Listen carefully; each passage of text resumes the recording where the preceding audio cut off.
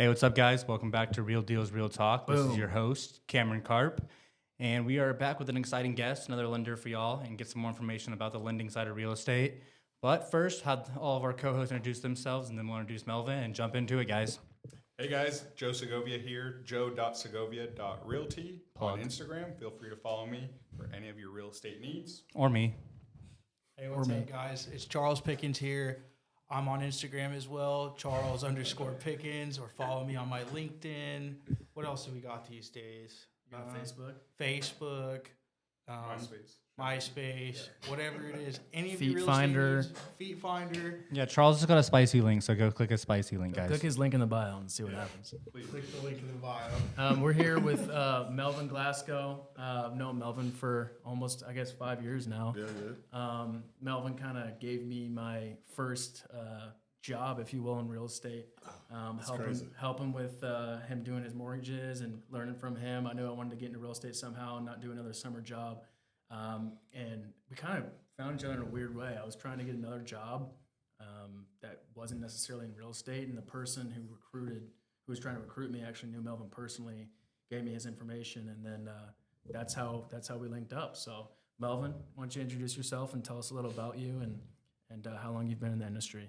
For sure. Yeah, Melvin Glasco. I am the broker and owner over at Edgestone Mortgage. I have been in the business since 98. Were you guys even born? I was born in 98. Okay. Yeah. 99. So I've been in the business in 98. I worked in operations, then moved over to sales, origination, probably about the last half of Your my mom career. was in it, right? Yeah, I'm one of the original OG Nepo babies. My mom was a VP at a company back in the day. I got a job working in summers, and this is back when actually had paper before everything was digital on tube screens and all that. So I cut my teeth, doing the old school funding, drawing docs, going to get docs from storage, and then realized I don't want to do this or that. Yeah. And then transitioned over to, the sales side, and then eventually to a place where I could meet this exceptional young man. And Thank you. I've Some bold words there. Fuck you, Cameron. Oh, we can cuss? Oh, shit. Let me tell you the real thing. Which one is it? It's the bottom left. Bottom left. Yep. All right. Okay. All right. Here we go. Cameron. Well, I'm going to tell y'all the real. No. So actually, it's funny because I remember when you told me one day, because mortgage, and we Because I was looking to be a realtor. yeah, you were looking to be a realtor, and I wasn't trying to get you to do trying to mortgage, do double whammy. but I was trying to get you to see the virtue of doing mortgage. And I remember you telling me, you're like, No. dude, I don't want to do this. You're like, I don't want to, that wasn't your thing. You didn't want to, numbers are your thing, but you did not want to be on the lending side. You knew very early, which was great, that you wanted to be in real estate and not on my side, the finance side. So I saw remember Melvin saying pushing that. a lot of computer time and he's looking at documents and shit, and I was like, I want to be out there looking at beautiful homes, talking and introducing myself to new people. And Melvin was kind of on the back, and he's like, shit, he's like, I'm making money anyway. He's like, it doesn't matter. 100%. But but you didn't want to get involved in the minutia because there's a lot. I mean, it's all good, but you didn't want to be tied to He didn't want to compete against you. I think that was a little intimidating. He's like, can't beat him, join him. We know that's not true because he's a go-getter and so he's a hustler though. Because first thing you told me is that you said a realtor came to your school, right? Yeah. And that's how you got into high school. Yeah. and like a career day, dress sharp, and I remember thinking, well, shit, I want to make sure that I'm that guy for somebody else. Yeah. And even And spark that light. yeah, and then but your passion was always real estate, so it's cool to link back up with you. After however all many these years yeah. later, you go and finish college. And it's fun to say that you were my intern because it sounds silly, but it's nice. But absolutely. Okay, but did he get your coffee order correct? Probably. I brought him creamers. Yeah, well, it's my guy. He take good care of me. He's a good within. Yeah, it was an interesting time because my shop was newer at the time. That's right. We were really busy because of the rate drop and everything. Nice. And so that time was crazy. easy. Yeah, like because this is back in 21 or 20. 2020 or Yeah. 2021. So like the market was hot and yeah, but no, we and I guess it was just the summer, but it It was, yeah. seemed like much longer because I'm with them So many with each other deals, every day Yeah. and kicking it. But yeah, so thank you guys for having me on the show. Hey, happy to have you, man. Yeah, of I'm course. happy to know him when he called me and said, "Hey, you want to come on?" I was like, "Heck yeah, man, let's do this." So no, appreciate it, man. Hey, well, we're happy to have you. And, you've said, I've said this over and over, and broken record saying this, but the key aspect of us getting this podcast together is really to, show people the different sides of real estate and the lending side, title side, what we do as realtors, and people don't really understand that. And so we want to take this platform to show them, kind of what your end of the deal looks like and kind of, what that portrays as far as not just, it's not all sell and sunset. I've said that too. It's not like, go see a house, put in an offer, boom, it's yours the next day. No. Also, by the way, I think we're still good because the light's fine. Okay. By the I'm way, going to assume you are. You guys don't know this, but We can't good. see ourselves right now. yeah, like we said, this is our second time. I on hope the so. I soundboard. hope it's still going, Chris. As long as the light's still on, I'm pretty sure that's Okay. it. Hey, well, if you think so, We know the audio's good, so the audio's fine. Yeah. audio's the most important. But Yeah. Just make sure y'all staying close enough to the mics. But hey, work in progress. But hey, we're doing good. No, we're doing. I think yours is picking up pretty good. It's mainly them two over there that kind of spaced out. But yeah. Charles, you gonna say something? Yeah. Oh wait, I'm Home Loan Genius on Instagram. Hold on, yeah, follow me. Plug I gotta get my IG plugs. So everybody else is plug it doing in. that. There you Yeah, go. Home Loan Genius. Follow me on IG. Okay. About to start adding you right now. No, because we're gonna go get that workout. Remember? 100%. Oh wait a minute now. So he said this on camera. So y'all remember? Okay, today's March 25th. So okay, so What do you? He it said on your that. calendar. Okay. he wants to. He said we're gonna work out. So Hey, okay. you guys heard it first. Yeah, you heard it here. No smoke over here. Also, I just want to know, what did you like about the operation side of things before you got into the sales side of things in your business? So What didn't you like about the operation side? This is kind of a double whammy here. yeah, so what I like about operations, I really like fulfillment. I like getting things done. I like I like the responsibility, for lack of a better term, of being a part of the transaction and maybe doing some stuff that other folks aren't doing. Really seeing the full picture, literally knowing how the sausage is made. So I like the fulfillment side of it. What I didn't like is, I'm like you guys, I'm not really a worker bee. I was kind of, no disrespect to anybody who. You don't want a 9 to 5. You Yeah, want something kind of. But it took me like 12 years to realize that. I probably realized it well before, but it takes some courage and some initiative and all those things to really Scary. to get out there, and nerve. You know what I mean? So, I didn't. I felt there was a ceiling on it. On kind of what I wanted to do, and then over time, you in my position, you kind of lost a little power. Used to be like I was an account executive at one point, right? So when the AE called in, like everybody got excited. Oh, you don't want the AE to be mad or pissed off. Let's hey, we got to get this deal done. Let's You know hammer what it I mean? home right now. Yeah.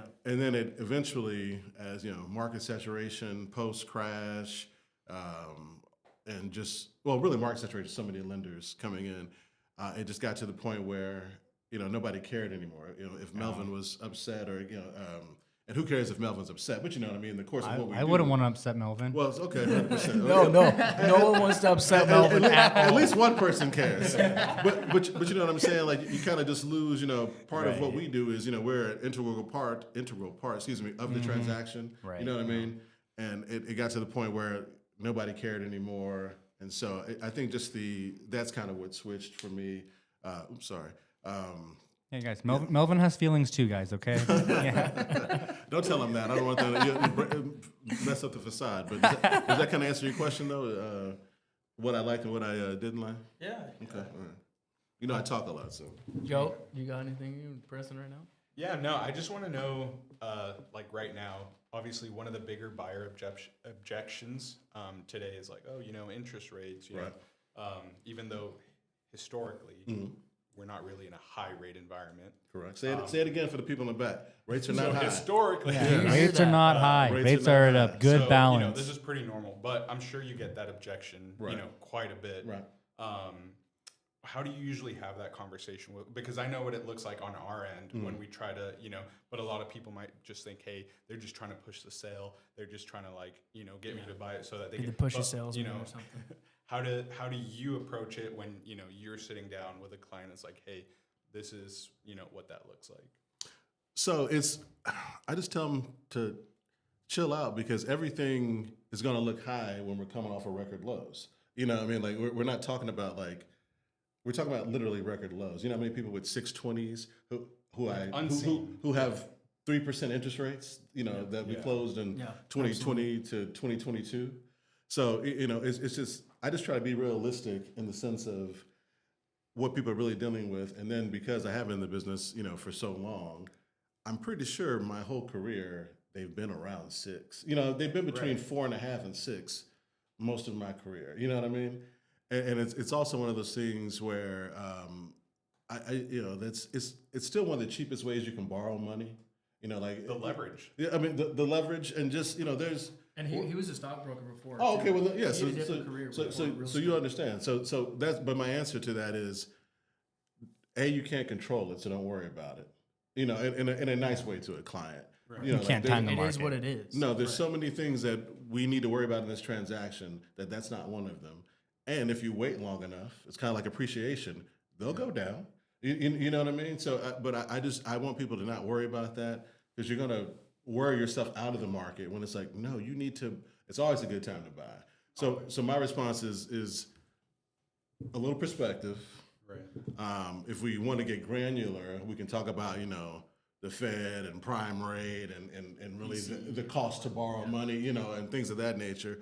But I just try to keep everything just focused on, hey, what do you really want? What are your goals? What are your goals? accomplishing? What's your budget? What's your motive? Yeah, and then we can work around that because that number is, if you have money, that number can be as low as you.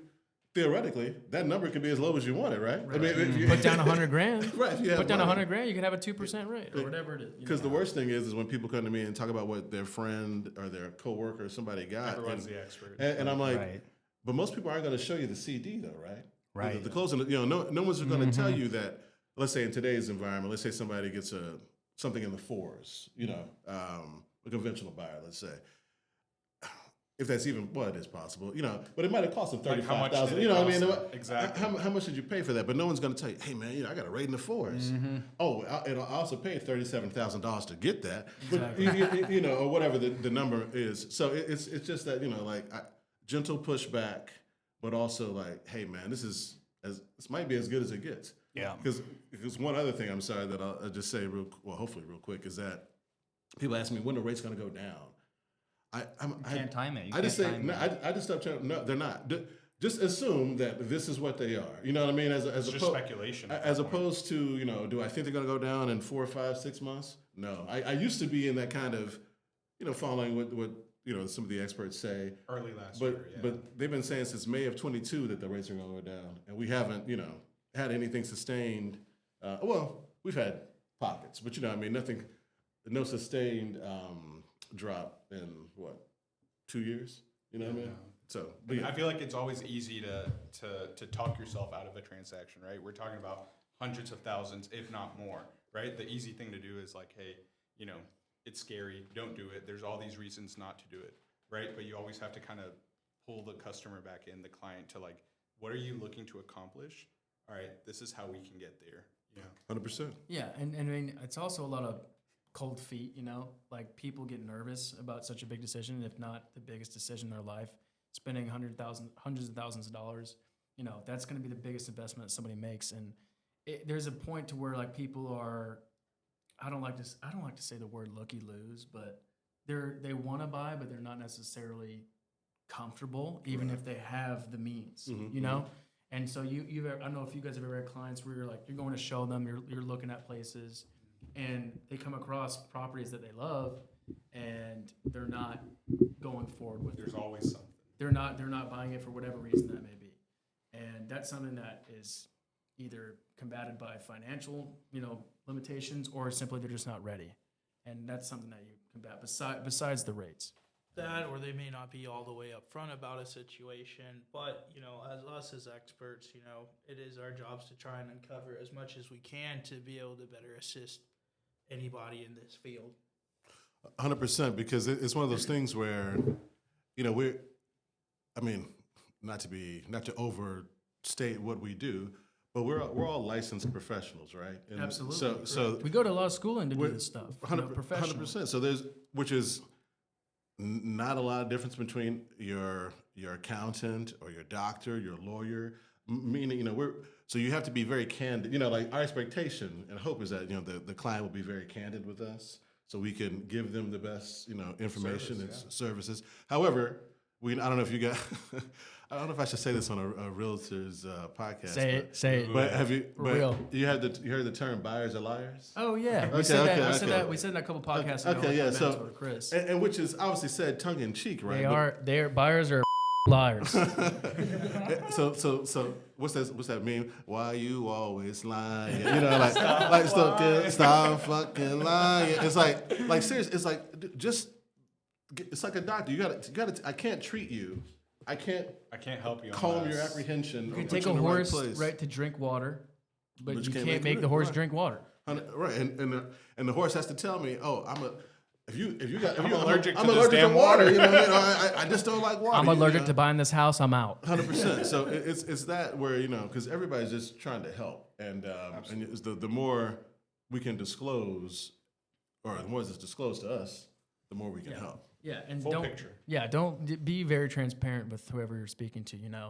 If you don't know something, I hate avoiding the question and not giving them an answer. Like if you don't know something, just say, "Hey, I'll find that out." Right? I got a guy for that. Yeah, or whatever it may be. Yeah, we talked about that with Chris and being like, "Hey, love- do you know love your people. do you know a doctor here? Do you know a dentist?" Right, they're gonna ask you anything, and it's I need hey, life insurance, by the way, for my uncle or my sister. Be the one-stop shop for those people, and then they're gonna be like, "Oh shit, this person's valuable." Right, This he knows person's a Dallas. He resource knows to the us. market. He knows people in Dallas. Love your people, connect with your people. Is what Chris Hickman was saying. That's a great thing, to implement into all aspects of the real estate industry. Your business, our business. Like 100%. Love your people and just connect with them and have those connections with those people, and it'll make a smoother transaction and our job's a lot easier. So, I got a question for you, Melvin. After Charles goes here. No, I was just gonna say, give before you receive. People appreciate that the most. I know I appreciate it whenever I run into a stranger, and for example, one time my car died, and then this guy was like, "Hey, you want me to go take you to Whiskey Cake?" And I was like, "Sure, man." So damn, it's just little things like that in the world, Maybe not the best example, but it was still really nice, Yeah. So if that guy ever hears this, tell him I appreciate that. Were you going to Whiskey Cake? Yeah. Okay. I was like, Okay. There was a context. I'm like, when you just need a jump or something. Okay. I'm a solutions guy. My bad. Okay. All right. I was gonna ask you, Melvin, what is if the craziest or the most wild loan transaction you had to do to jump through all these loops and shit that was just gosh. I want to hear the craziest shit that's ever happened in your career to where Like a you're horror story type. it could be like a horror story. It could have been it could have turned out amazing, but just something that was crazy. Like our last lender, Andy, he had to deal with a guy from he was from South Korea. South Korea, so he was paying He had to transfer the yen. Okay, He had to and in South Korea, they have to pay apartment rents in 3 years up front. Okay. Yeah, they paid So- three years of rent up front. It's Yeah, crazy. And there's a lot of foreign, I don't know, their foreign documents and stuff, but he had a crazy story. He was our other lender that came on. So something like that, if you got it. Okay. All right. Okay. I should have prepared. I mean to put you on the spot, but that's how we do it here. Because I feel like there's a lot of crazy stories so I'm trying to find a crazy story. There's too many. There's too many. He's like, I've dealt with a lot of crazy shit already. Just because dealing with self-employed people and people new to the country, kind of there's so many documents and so many documents and kind of weird shit. Man, I'm trying to think. We can come back to it. Yeah, come back. Think about it. Think about it. Because I got a good one I know. Okay. Well, let me sure you come do. up I'm with a sure. good one. Actually, I'm kind of going through a situation right now. Today, I got a call from another realtor out of Pennsylvania, a referral. and it's because I'm in the Tom Ferry coaching program right now. And my coach actually lined me up with this, but so I'm supposed to be working with this younger woman. She's 25. She wants to purchase a condo out here in Dallas, and I just want to know, like, what leverages could she have, say, using all cash or financing, you know? I still need a better prep, not just myself, but better prep her to kind of find more of these questions. But, you know, since we're on the podcast and I have you as a lender here, you know, right now, I mean, what are things you've seen or what do you think could be best suited for this situation? Well, since I'm a lender, she shouldn't pay all cash. So that's the first thing. No, I mean, well, first thing I'd ask about the condo is how much is the HOA? Like that's my first. Anytime I have a condo, go on top of the mortgage. that's because I feel like that's one of the hidden costs of your condos and your townhomes. Not everybody wants them, but they're, you know, depending on the area, and they have some of them. Those HOAs They're crazy. I mean, $200-$400 is almost as much as the taxes. You know, maybe not, but a lot of money. So I think I'd weigh all of that, right? So how much money does she actually have, and is she actually comfortable spending? And then a lot of times people think you need more down than you do, and it really doesn't achieve, you know, like putting down an extra, you know, 15, 30 grand, you know, make up a number on a house versus, you know, that's not going to, that doesn't provide, you know, over 30 years, what's $15,000? It's not going to make a substantial difference. Not at all. It's not going to change your monthly payments substantially. So the getting creative is really finding out the full story of this person. How much money do you have? What's going to benefit you the most for your specific situation? Talked about the HOA, and then kind of just starting there. I'm just a complete picture, right? Because that's because I feel like oftentimes why people get scared or apprehensive is they have a plan, and then they kind of get punched in the mouth, like Tyson said or whatever, where it's like, oh, but it really costs that. Oh, they don't know all the things that are involved, the intricacies. So I think it's really just the education piece of, again, what are you really looking for? You know what I mean? Right. Because that, you know, and once we have that, then it's, you know, if you give me, you know, I can find the box to put you in, right? You know, right. If whatever your specific situation is, it's like, okay, well, we can find that. You know, I'm a broker, so we have access to a lot of lenders. I'm a lender. We broker things out. We have access to wholesale lenders that are competing for our business, right? So there's a lot of, you know, the same reason, you know, it's a lot of competition out there. So a lot of options. So just diving into the specifics of what she's looking for, and like I said, I think really talking about the hidden cost, if you will, is be most important. And I made a list of questions to kind of better prepare myself to get her better prep too, because I was talking with these gentlemen at their brokerage. They specialize with a lot of townhomes and condos, and they're showing me one. He's like, "Hey, dude, but the HOA fees are $1,800." I'm like, "Woo!" Yeah, some of those ones in Harwood and like downtown Blue area, Sile, even downtown, like even Elm Street. Like it might be like a $300,000 condo, and but the it's HOA like is it's like fucking $1,800. $1,000 or it's crazy. And that can keep people from qualifying, right? Because people can, absolutely. Because people don't understand, you know, like you know, when it comes to debt. You know, so even though your HOA, you don't pay, it's not included in your mortgage monthly or in their mortgage. You have to pay it still. But so we have to make sure that you can qualify with that payment. Right. So you know, and that can $1,000. If somebody came to me with $1,000 a month HOA, I'd be like, "Are you crazy?" You know, just crazy? intuitively, are you crazy? You know, I'm sure it's gonna be a very nice place, whatever. Yeah. But it's just those things to consider. Like, right, you're paying double mortgage pretty much. Right, almost. exactly. Yeah. I mean, you're paying more than your taxes for sure if you're paying $1,000. So it's knowing that, because the education piece, I think we were kind of alluded to earlier. Nobody knows this process. I was thinking about this, like kids at least go with their parents to buy a car, right? You know, like. Right. 2 or 3 times in your childhood, or man, I can't tell you how many times a fucking mom or dad has come with their client or just their kids and be like, "Oh my god, this house there's fucked up shit here. There's something wrong here," and you're like, "Why did you come here?" Like, it's fine. It's just little crown molding. It's like the parents are very Yeah, I feel like about that. But what's funny is they probably hadn't bought a house in the past 15 or 20. They're like, I've owned a house for 45 years. Right, back when houses cost $50,000, you know, like Right. I was like, you don't. It's a joke, ladies and gentlemen.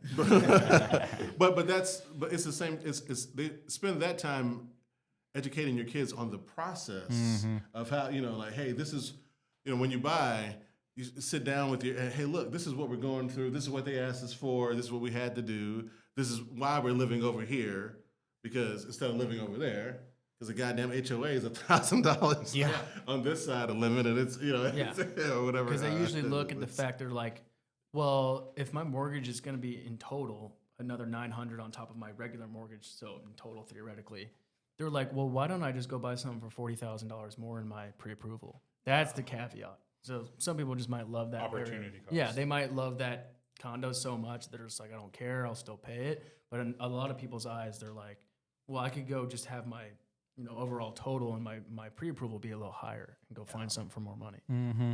And correct me if I'm wrong, Melvin, but then you get, especially talking about condos, you get into the, like, is it warrantable? Is it not? Can you even do a loan on this, or do you have to just go in, right? Like, Correct. And yes, I wasn't even thinking about that. Yeah, That's good. Explain non-warrantable and warrantable real quick so people understand that. Gotcha. So essentially, you know, Fannie Mae is the what would you call Fannie Mae? They're like the gatekeepers. Yeah, that's a good way to put it. Honestly, They they run make shit. they make the world go round as far as like housing in this country. they insure. I think The housing 70% process of home loans. Freddie Mac is their counterpart. Freddie Mac's market share is only like 15%. So anyway, with homes and mortgages, the house has to be insurable and warrantable for, you know, Fannie Mae has a list, right, of all the properties, and that's even if it's a government property, if it's FHA, VA, everyone still yields to Fannie Mae for all of their guidelines and standards. So, sorry, not to interrupt, but just backing up a little bit, when a lender gives you a loan on a house, they're usually going to turn around and sell that loan to Freddie Mac, Fannie Mae, and that's, you know, how they can also make, you know, money on their return and that, or money on, you know, the loan. Correct. And then that's how, you know, now the lender has more capital to lend out again and kind of keep churning those out. So that's kind of what Fannie Mae and Freddie Mac are, just for, and then you can, yeah. No, you're right. Yes, because I don't want to get us in the weeds, but because in mortgage, the money's in servicing. So when you make your payment, you know, your interest and when your payments go, that's where the money is Right. over the course of time. So Fannie Mae and Freddie Mac insure those properties, and then they also handle the servicing for those properties. So they get the end funds. Yeah. So because of that, each home is viewed as an asset or collateral for the bank, and there's levels to, you know, has the most level of insurability. Can we resell this property? Is it warrantable? Does it meet certain standards? You know, there has to be X percentage of the property has to be owned by, you know, individual owners versus corporations. There's all these different caveats. So within that, when something is warrantable or not warrantable, it means it's passed the mustard on Fannie Mae's list. Essentially, this is my way of explaining this. Right, It means that they've spent the time. They've had an inspector. They've lent on this property previously, and they've had someone vouch for it meets their parameters. There are a lot of condos that are smaller, let's say. It might be an 8-unit place or older, and they don't want to fall into Fannie Mae's requirements. You know, because Fannie Mae is not the government, but they're government-like. They're Government sponsored. yeah, they're a private company that's run by the government sponsored. Yeah, they're government-sponsored. Government sponsored. So all that being said, so if a non-warrantable condo is a condo that does not fit their parameters, and They won't touch it. and so they won't lend on that, and so there's ways around that though, right? We will lend on non-warrantable condos. It's just risk, right? Everything in lending is risk assessment. Yeah. So in the event that's what that is, where yes, the condo may not be warrantable, which doesn't mean you can't buy the property, but your cost may be a little higher because of the risk. So the lender may charge you a little bit more, and it lowers the options you have to be able to buy. So that's my explanation, understanding of warrantable versus Yeah, I non-warrantable. appreciate you. And now you guys know more about condos than 90% of the population. Yeah. So. There you go. No, this is really cool, and this has been really helpful even for myself. Like I knew a little bit of it, but we got deep right there. Yeah. So, thank you for that, Melvin. Yeah, thank you. Kind of going off what you were saying too, Charles, and kind of like, people trying to get into the market, trying to figure it all out. I feel like a common misconception that I get from a lot of people is that you have to come in and put down a down payment of 15 to 20%. So if you could touch on some things as far as like what are some lesser known, down payment assistance programs that people aren't aware of, or things they can do to get those lower down payments and help them cut out costs that way. Definitely. So the first thing about that is that most people buying houses right now, or that I work with, and a lot of my colleagues, are only putting down 3 to 5%. Some people put down 20%. I think I ran a report the other day. I think our average down payment assistance over the last 6 months, not down payment, excuse me, down payment was just over 5%. But that's, some people put down, that's the average, right? Some variance there. So, but generally speaking, a first-time buyer only needs 3.5%. 3 to 3.5%. Fannie Mae which is conventional loan. They will let you put down as little as 3% depending on your income and where the home is, and then FHA only requires 3.5% down, and other Fannie Mae products only require 5%. So there are, as far as programs go, there are tons of down payment assistance programs. Every city, town that someone lives in probably has their own program. Obviously, here in DFW, certainly the city of Dallas has one. We're signed up with Dallas, Fort Worth. Excuse me, the city of Dallas, city of Fort Worth, Arlington. The largest cities definitely have programs to help with people. Most of those programs, though, generally are income based, and so that's the kind of tricky part that throws people off a little bit, where we have what's called the AMI, the average median income for the area. For DFW, it's around 84,000, something like that. It goes up every year. Is that household or is that individual? Sorry. Household? Okay. Yeah, it's household. There are some programs that will judge it by number of people in the house, so it can go up. But generally speaking, a rule of thumb is 80%. And most, like the city programs, oftentimes are 80% of the AMA. So then you're talking about like 65,000. I say all that to say, there are tons of other programs, though, outside of those. A lot of the Native American tribes have their own programs. And then the individual lenders also offer additional down payment assistance. So the way those work usually is you can get between 2 and 5% in the form of a grant, in the form which is forgivable from day one if it's a grant. Then you have the repayable second liens, and you have the forgivable second liens, or silent second, and that's probably the most common that I see out there for down payment assistance. One thing, though, that I would say about down payment assistance is nothing is free, right? Right. So generally, you're looking at down payment assistance programs having an interest rate of a 0.5 point to a point higher than a traditional rate. And so today, when rates were super low, who cares if your rate was going from not who cares, but going from 3.5 to 4, or 4.25, 4.25 change. Because everyone was still whatever. But now you might be going from 6.5 to 7.1, and so you have to be. I say that to say you got to be mindful of the programs, because they often have a higher upfront higher monthly payment because of the interest rate being higher. Because they're going to make the money somewhere. Like we're talking about servicing, the money is in the interest you pay and the servicing costs. So if I'm giving you 5% of your, let's say $400,000 house, you're getting 5%, so 20 grand. Okay, I'm giving you 20 grand, but you're paying for that 20 grand because you're paying for it in a higher monthly payment, usually, not all the time. And then you're going to have additional costs as well, right? Because usually they're going to charge you 1% for that 5%. So it's a hidden cost thing. Not to go on and on It's about like it. a Right, no, give and it's- take. Yes, it's You give know, and like, take. do you need the money now? Do you need the help now, and then you pay it over the life of the term, or do you do the opposite of that? Right, and so I think the biggest thing is now is having people like, what do you really have? What do you need? Like, because you all know that if we're putting down 3 to 4% average down payment, the closing costs usually are around 3%. Doesn't matter if you're buying a $300,000 house or $1 million house. Right. Closing costs generally are around 3% of the purchase price.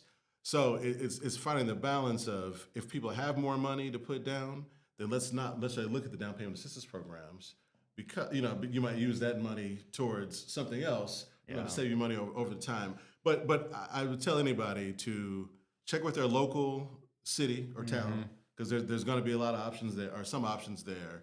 And then because a lot of people ask me, oh, well, do I need to do anything beforehand? No, we have it, because every lender out there knows the programs are available. We'll look them up. Most people just have to do counseling. Usually it's through HUD or Fannie Mae, and it's like an hour course online, so you can understand, hey, you're making a big commitment, you're borrowing this money, and you're about to get some free money. But yeah, no, there's tons of down payment assistance options. I just think that it all goes down to, what are the hidden costs? I think that's the overall thing, right? What are the hidden costs of borrowing that money? Yeah, totally. They want to know off the bat. Yeah. Yeah, 100%. So we're gonna go around. Everyone asks one more question that is you're burning to ask, and I'll start off. How do people get into the lending industry? How did you get into it? And what is a way for people like yourself to get into that business? Because I feel like in a way, like, we as realtors have like that shiny object of a house, and we can go try and sell somebody on that and say, hey, look at this home, and they can fall in love with that and get business that way. Market homes and stuff like that. You guys are. You guys are numbers. You guys are competing against rates, and We you're got the trying bag. to be other guys.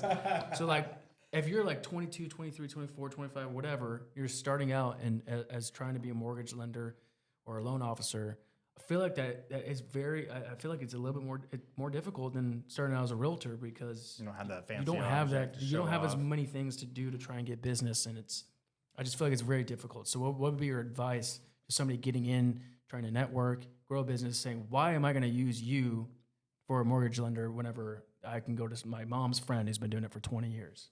Got it. So I think it is very similar to, because we're all dealing with the same client, right? So we're all dealing with the same client. I think if you have a network that you can leverage, it doesn't matter if you're in mortgage, real estate, it's all the same thing, right? But I think the biggest thing is, if you only have to be good at either one of three things, right? You have to be good at numbers or solutions. There's calculators involved, so you really don't need to, be good with numbers, say, but you have to kind of look behind things, right? Second thing is, be a hustler. Like, I asked a dude years ago, he was the first millionaire I had met. Actually, he was an account executive for a lender, and I asked him. He said, "Man, it's just the white collar hustle. If you can get out there and talk and aren't shy, and even if you are shy, it doesn't really matter, because it's all about overcoming objections, finding your sweet spot. Everybody's not meant for you as a client." So I think it's just very similar to getting into real estate, because it's the same person. You need 20 hours of class, which is, you can take that online. And I would say, yeah, it's cool on our side, though. It's very fulfilling to help people to get the money. I'm showing the house, writing the contract, all the intricate things that you guys do, but the really taking the having the mindset of really wanting to dig in. You know what I mean? And really, like, micro focus on something and somebody, I think is kind of what is needed. But as far as, if you like to talk, you like to hustle, and really want to do something, there's a lot of money in this industry. It's not just about the money, so I don't mean it like that. But there's a lot of money. There's a lot of opportunity. There's a lot of opportunity. There we go. That's better. It's a better word than Opportunity for both. Yes, there's a lot of opportunity, and so I think and I feel like I'm not answering the question at all. No, you did. You gotta put yourself out there. I guess what I'm trying to say is, how would someone go about getting business when you're, because like you see realtors get into the industry and they're like, damn, I've been doing this for 6 months and I've done three leases and I've had 2 listing appointments and I've worked with all buyers and a couple of buyers and they haven't bought anything and I've made $2,000 like, and then they quit or they're like they give up. Yeah. So like how is it different in getting business as a lender? Or how would you go about it if you were to start over zero today and you didn't know anything? Like what are kind of some of the things that you would do or give advice to people who are getting into the industry with your history and your experience? I think it's hard to get business. That's like the one thing we got to do is get business. That's how we make money, is getting business. That's the hardest thing in real estate. We all know contracts. We all know how to negotiate. We all know how to do the paperwork. What do we need? We need clients. Right. That's what we need to stay afloat. So, the one thing that we have on the lending side is we have you guys, right? So that's really that's the answer. Make friends with us. Because as you guys know, you can throw a rock and hit a realtor, right? You might need a handful of rocks to hit a loan guy, and so there's going to be less of us in the market than there are realtors, number one. And so for a young guy or gal in the mortgage business, it's really all about focusing on your realtor relationships, right? Wow. Because that's where the money is. Even though people should always come and get pre-approved first, I'm sure you guys tell that to everybody. Absolutely. It's always get pre-approved, but nobody. That's not how it works. We're too deep in the history of lending for that to happen. Yeah. Everybody is going to go to you guys first. Right. So the key for a mortgage person is to have incredible realtor relationships and leverage the heck out of that, right? Because that's it only takes one, right? You know what I mean? To get the ball rolling. To get some momentum. You're like, I get some breathing room. I did one deal. I know I can do this. I got the word recipe. of mouth. Hey, I used Melvin. He was a really good lender. And then boom, it just keeps going. So that's because the perfect, like similar, the Tom Ferry, the core, all the coaching, these coaching companies and the what is it? You want 50% realtor business, 25% of your database, so past clients or lead sources, and then the other 25% should be business associates, right? You're out there networking. But if you can really lean on realtors, that's, I'm sure social media and all those things, but I got to tell people, like when I hire a new loan officer or the ones I have, they're always like, or not always, but they want to, they talk to me about social media. They want to do that. I'm like, dude, you don't even post now. Like like people spend a lot of time like trying to reinvent the wheel or come up with or turn into something they're not. And I'm like, no, just hey, if you go to church twice a week, then that's your market. Like that's your niche. That's a great point. You need to be talking to the pastor and saying, hey, do we have a financial literacy ministry or whatever it is? Or how can I or if you work out, like. You have to. So in addition to your realtors, you've got to build that network, and I don't think people spend enough time, especially new loan officers and realtors, but loan officers specifically, really thinking about their true sphere of influence. Yeah, and that's really important. And trying to do other things too. Like I only like 3 things. Lifting, playing golf, and I don't know what the third. Eating. Eating good food or whatever. Then I need to figure out, okay, who are the 5 people? Because everybody knows a realtor, right? Yep. They say everyone knows absolutely knows at least 5 realtors. So you have to so really it's leveraging that like, okay, I go to the gym every day.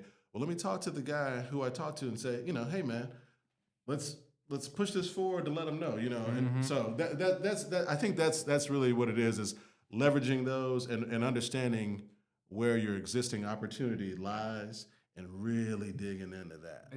I guess that goes off just creative networking. Yeah, and just get creative. Think outside the box. Find continue your niche. to do that. If you're gonna be a guy who posts, make sure you post 3 times a week and stay consistent with that, and do that for 6 months and see how it happens. Yeah. If you're gonna actually start, going to like intramurals or going to a club or a social club, make sure you show up every time they have a meeting. You know, consistency I think is And don't be scared to tell, and don't like our job especially. We're residential mortgage loan originators. Originate, man. Our job is to get. So you can't be scared to tell people like, oh, I don't want to tell. Forget. Everybody needs to know because like what they say like. Your own mama might close with somebody else, you know. Oh, I forgot you. I know Aunt Betty. Yeah, but you have. Mom, Aunt Betty's 79. But you got to tell her. You got to tell her every day, like, hey, did you ever call me? So you can't be scared. Constant reminder of, hey, this is what I do. Right, this is what I do. I'm the only local expert you need to know. I do this every day. Every day. Every day. And last thing about that is, don't be shy to look at somebody. You know, hey, are you already working with somebody? Okay, that's cool. Well, can I let me just take a look. You know, like give me 5 minutes of your time. Offer the free. You know, a lot of free advice. You know, like a lot of people. You know, like it's a slow burn. Yeah. You know, provide some type of value that maybe they're free missing. advice and let it roll. Yeah, because I've seen that too at open houses. Maybe you have, or Charles, but you know, where somebody walks in, and I've had this happen one time where they were like, "All right, I already have a realtor," and I'm like, "Okay, no, that's cool. I just wanted to ask you a couple questions." And some of the questions I asked, their realtor wasn't doing, and they were like, "You're doing that?" I was like, "Yeah, of course. That's like a given." Every day. And they're like, "My realtor didn't give me any CMAs in the houses that we saw." I'm like, "Oh, that should have been standard. I would have done that from the very beginning before we even left." And they're like, And I had one lady who ended up switching over to me. And that was just from not being intrusive, but just, you know, spending the time doing an open house and not falling back just because providing value. And she saw some value in that. But yeah, I got the trivia section here. Okay, do you have any more burning questions before we hop into We're gonna our hit you with next some segment? Texas trivia on the I'm spot. ready. The last thing I'll ask is Go ahead. for any of our people that are looking to potentially buy a house, it doesn't matter if it's their first, their second, their forever. What is one piece of advice, one nugget that you would like to leave them with? Let's see. For the future, for 2025. You know. Yeah. One takeaway, basically. Got it. Yeah.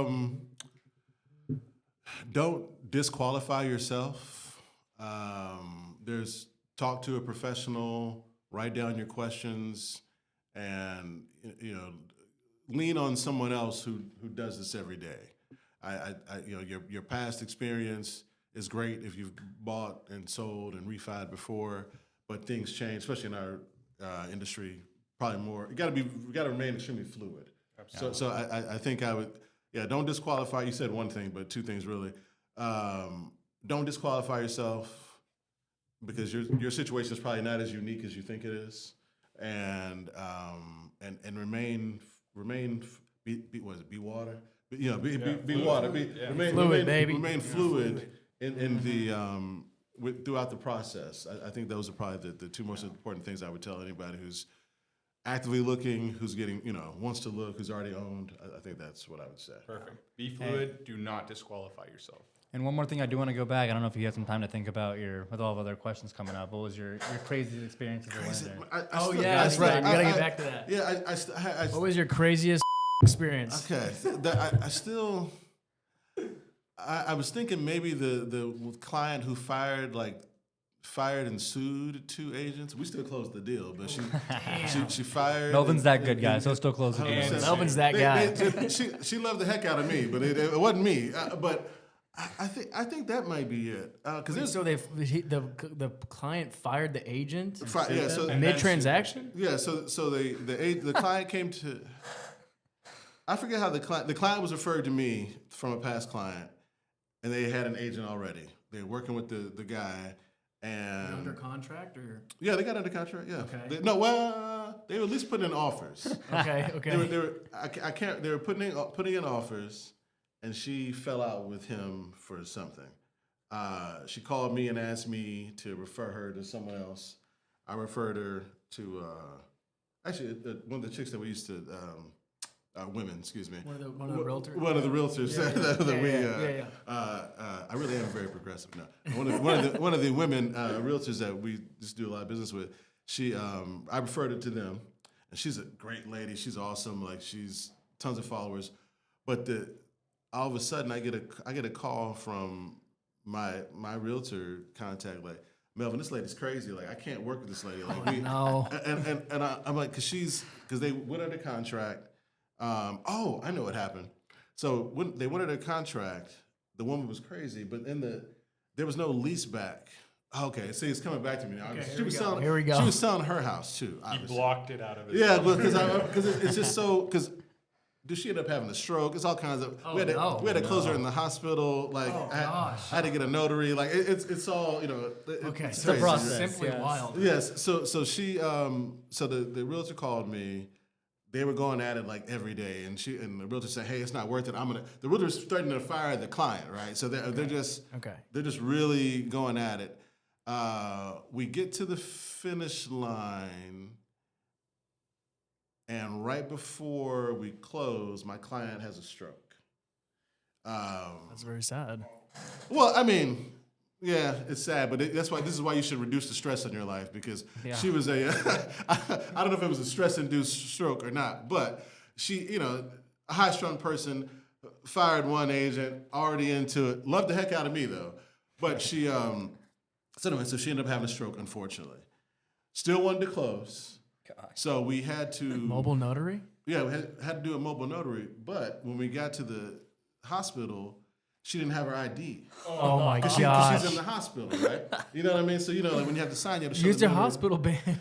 But a notary is not going for that. You No, know, right? of course not. No, of course these notaries are by the book. So she didn't have her license. We had to track down her daughter to go to the house. I had to drive over there. I mean, it's all kinds of, and she and the agent are still going at it because because while the lady's in the hospital, people are living in her, like she has nowhere to live. Right, because it's a lease back. Because she didn't, but they didn't put the lease, no money for the lease back. That's the thing, they did lease back, but didn't put any money in there, right? So she's in the hospital. If she was about to get discharged, but nowhere to go. So anyway, so that all happens. We finally get her signed, finally get the license done, and then she sues the agent that I referred her to. She sued her for malpractice or something? Yeah, breaching. I don't know, whatever you sue a realtor for. I don't know. Lots of things. Lots of things. And she she won. Or she settled. Like the agent just thought it was easier to settle. Oh my gosh. And then the lady came back to me. She referred someone else to me, and that guy tried to sue me. So, jeez. Oh my God. I think that classifies as a wild story. And I'm not even doing it justice because there's so much more in between. trauma, things that you leave out. But that was just kind of. And when I say he sued me, it was he didn't qualify. So it just right. It wasn't nothing nefarious. You don't qualify simply. But it was just they were just litigious people who, even though I closed her loan. Okay. She referred, I did my thing. Yeah. But it was just it was one of those things. So that's not the best story, but next time you have me on, I will be ready. Yeah, okay. Hey, we have to have you back. We kind of like to put it on the spot. No, I get it. Yeah. But with more stories, because I've been there's a lot of crazy stuff, man. But speaking of putting you on the spot, it is time for our next segment. Here we go. I'm ready. Let's do it. Time for trivia. Were we supposed to hear something? I didn't hear it. I don't know. It didn't do it, did it? Chris, that was there we go. anticlimactic. It's one of y'all. Oh, it's me. Okay. It's time for Texas Trivia. Oh, there we go. Okay. All right, hit us with it. Yeah, here we go. So I'm going to let Joe and Charles read these off. So make sure I'm doing the same thing that we ran with Cameron the other day. We're just gonna keep a track of like what guests do better. Okay. Throughout Have a little you're the leaderboard. second one. So do I qualify into that? Am I first place right now? You went 7 for 9, I think. I might have missed 2 because But these are slightly different. Okay, all right. And make sure Melvin hit him with it. I'm ethical. Me and Joe are about to run through them. All right. I'm ready. What is the largest city in Texas by population? Houston? Ooh. Oh, boy. 1 for 1. There you go. That's how I know my man signing out them loans. All right. 1 for 1. 1 for 1. All right. Not too bad. Let's see if you get this one. What is the state vegetable of Texas? Oh God, I got the fruit one wrong yesterday. I know this answer. Just don't worry about the first part of it. Okay. Wild guess. Then say it. Radish. I don't know. Sweet onion. Who would know that? Okay. Right? Yeah, he asked me the state grapefruit or the state fruit was, and it was like The grapefruit. state fruit was a red grapefruit. I would never guess that. Yeah. Well, what is the official state small mammal of Texas? I got this one. Come on, You know Melvin. this. You You know got this. this. Think about it. Small mammal, like an armadillo? Yeah, there you go. All right. See, like sometimes they're easier. Like, fuck, I just gotta be All right, this. this one sounds like it might be hard, but you might know this. How many flags have flown over Texas? 6. Yeah. Yeah. Let's go. It's like, this is too easy. Well, what year did Texas join the United States?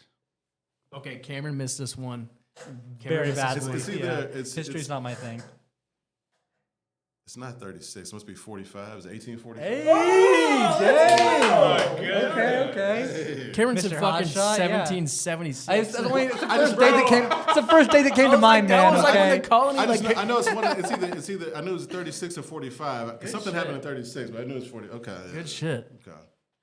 Hey, y'all ain't dealing with no rookie. All right. Yeah. All right.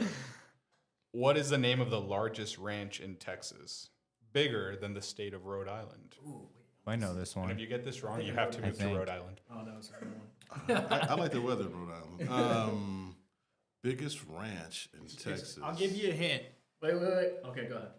I'll give it why. What's Go ahead. up? No, What's go up? ahead. I was thinking something that's not that though. Okay. Think about a Ford truck. Ford is the best in Texas. That doesn't. I don't think that helps me. Think about a Ford truck. Oh, okay, I got it. King Ranch. Let's There we go. There you go. I was gonna say four Okay, that's, sixes. all right, but- that's a good one. Okay, yeah, okay. King Ranch. Okay. That Okay. concludes the trivia. You went Oh, I've heard of 7 that. for, or was it 8 for 8? No, I got one wrong. You got one wrong, I think. Yeah. I got one. Didn't I get one? wrong? The vegetable one. The vegetable one. Yep. That's Oh, okay. there's 2 more. Let's do the last 2 because that'll be set. Well, let's see. Hold on. 1, 2, 3. I'm trying to set the bar high. 6. Okay, let's do the last 3 here from there. Well, why don't I just ask him who the best basketball player to ever play for the Dallas Mavericks was? You mean number 77? Don't say that. No, stop it. Don't. I mean, It's Dirk Nowitzki. I mean, Dwight Powell. I mean, what do you want to say? No. Dwight Powell. My boy's Well, gonna love I know you that. said, but well, see that's very subjective, though, right? Because Yes. you say the best. I mean, he's only I mean, 25. Dirk Yeah. is Who's the Dallas is the Goat? greatest- The Dallas Goat. Great. I agree with you. Yeah. but He's the out best front. player, it's definitely Luka. I mean, from a player standpoint, it's Luka. Yeah, but I agree with that. But as a a legacy. Mavs fan, Yeah. legacy, Yeah. it's number 41 all day. Yeah. Yeah. The dunking Deutschman. Yes, sir. The big German. Dick. Yes. Love Dick. Yeah, some of these are like. What? Okay, I Oh, got that this one. one. That one. What is the name of the state song of Texas? Texas, our Texas. Damn. Man, I would have got that. I was gonna say Either. deep in the heart of You Texas. take Oh. it. You Bro, win. I'm a bad Okay, man. wait. I got one more that I know. Want me to sing remember. it? Texas, our Texas, our mighty state. I don't remember anything else. Okay, this is the one that Cameron. No, wait, you got this one right. Wait. I don't know. Oh ask no, you it, got let's this one see. wrong. Okay, what is the And official? ladies and gentlemen, I'm dominating right now, right? He is dominating. That sweet onion one, I'm dominating. He is Whoever dominating. comes on next, you got some tough competition. Okay, this is the last question. Right. What is the official state dance of Texas? I did miss this one. It's like a weird misconception, but it can make sense. State dance. I got him. I don't trip you up here, but don't go with your first instinct. That's what I did. And it The sounds- wobble. The wobble. No, I don't know. The state. I don't know. Some square dance or some bullshit. Hey! Oh, hey! Cameron said a two-step. I would have said it. I would have said it initially. Bro, Oh, I was mic him drop. on. Oh, I'm yeah. He said 2-step. I said Texas two-step. I was like, that sounds Which right. is common. Yeah. Because I just in elementary school we had to learn the square dance. So Okay, that's, shit. We gotta look. there Did you you go. miss? Did you miss one? yeah, the The sweet onion vegetable. bullshit. Okay, Yeah. okay. That was sweet onion bullshit. Everything else is everything else is everything cool, else but I hey. nailed. That was sick. I kind of hemmed on the 1836, 1845. I should just say 1845. That was impressive. But I That was, knew. that was impressive. But yeah, so whoever comes on next, you got some tough competition in our trivia leaderboard here. He I just like kind that. of just killed it. So He's definitely the reigning leader so far. So yeah, definitely. So have to I'm wait and full of see. useless stuff. So if you need a phone a friend or whatever. He's also learning holla at your Spanish boy. right now. Sí. He's been learning Spanish for a while. Estuve aprendiendo español casi un año, entonces a veces puedo hablar español. Adding more value. Look at that. Sí, sí. Adding value. What? There you go. Mucho gusto. Send you all my mi amigo. Spanish-speaking clients. Sí, sí. There you Claro go. que Perfect. sí. Send Todo them tiempo. over if they need a lender. Yeah. But no, it's I love Spanish. I had Spanish class earlier today. This is my There you thing. go, man. That's exactly why we're here. Exactly. Well, hey, we appreciate you coming on, Melvin. It was great to meet you, man, and great to get you on here Oh, and for get sure, some man. insight Appreciate from it. you. And we look forward to having you back on here at some point. 100%, man. Thank you very much. Thanks so Awesome. much. I'll All tune right. back in not next week. Come back on Thursday. We got some more special guests coming in, and we're super excited. And I can probably guarantee they won't beat him in trivia, but we'll see. But stay tuned, guys. Check back in with us and follow us on Instagram at realdeals.realtalk, and we'll be back. Peace. Peace. Que tengas un buen día. Yeah, there you go. Yeah, man.